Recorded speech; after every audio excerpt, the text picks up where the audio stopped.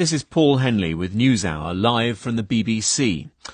Now, showing allegiance to the now absent government of Afghanistan is already a dangerous business. At least 3 people were killed and more than a dozen injured when Taliban militants opened fire in the city of Jalalabad today on protesters who'd tried to raise Afghanistan's national flag in a public square. But the old government does still have its champions.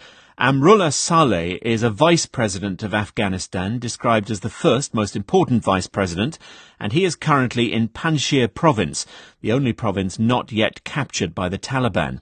And in declaring himself legitimate acting president, he has today won the support of the Afghan ambassador to neighbouring Tajikistan. I've been talking to that ambassador's son and advisor, Mehran Aghbar, to try to gauge what sort of a resistant force he now intends to be part of. Because the Constitution states in Articles 60 and 67 very clearly that if a president resigns or in the passing or death of a president, first vice president is the caretaker and acting president of the country.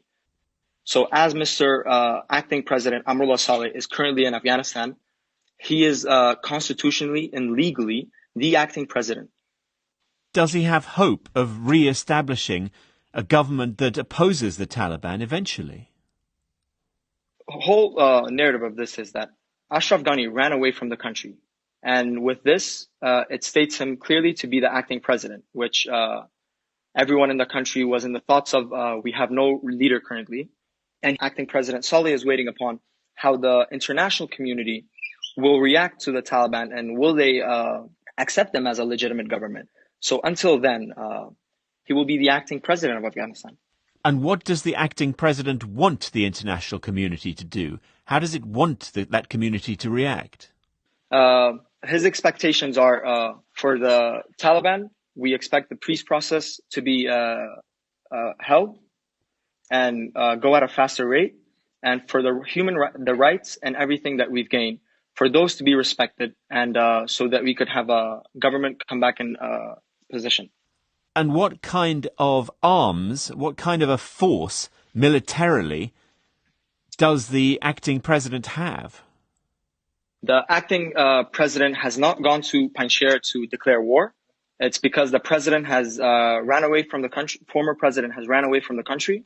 And according to the Constitution, he is the acting president and he is there to act as caretaker. Has he got weapons? The resistance is held by the people, so if needed be, yes, they do. After the Taliban last took power in the 90s, the Northern Alliance controlled lots of provinces and had borders with neighbouring states in Central Asia, such as where you are now. This time, Panjshir is totally surrounded by hostile Taliban-controlled provinces. Can it really hold out, let alone try to spearhead a whole national resistance? Mm-hmm. So history has shown that Afghanistan has been surrounded by, in different times in the course of history.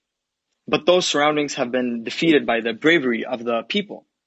So now the Taliban's existence across Afghanistan wasn't by their military power, but Ashraf Ghani surrendered the provinces to the Taliban.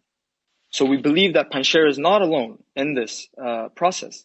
All of Afghanistan is with us, and that those surroundings provinces will be defeated if the human rights and the lives of the people are not respected by the Taliban.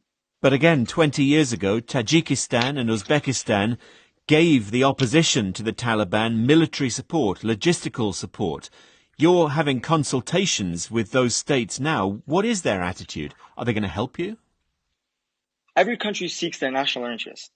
And we never got funds logistically or financially from the countries. But we are extremely grateful for our neighbors that acted kindly and graciously towards us during the tough times that Afghanistan faced it. And they gave us space to host our refugees and to conduct trade and transit in order to bring anything to Afghanistan. What's not quite clear, Mehran, is whether you're talking about spearheading a military resistance now, or are you simply stating your case for power as a negotiating tactic with the Taliban? Which is it?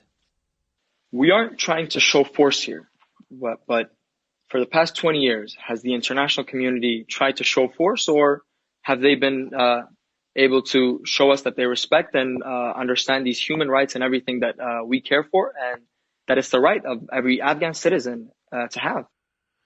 That was Mehran Aghbar, who's the son of and advisor to the Afghan ambassador to Tajikistan.